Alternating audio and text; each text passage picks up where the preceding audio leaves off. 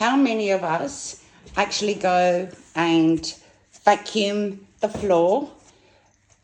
But honestly speaking, how many of you actually remember to do under the chair? It's quite simple, really. Put the chairs on top of the table, get a semi-damp cloth, wipe the bottom so it collects the dust.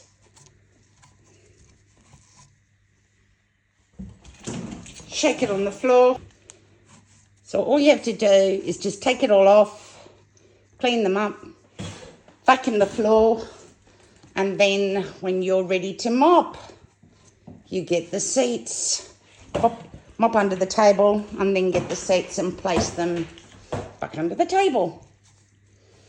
Just thought I'd give you a handy little hint. Now you can see, after vacuuming, then doing a quick mop, placing the chairs down, and as you can see, it's nice and crystal clear underneath the chairs. I hope that's helped. Have a great day.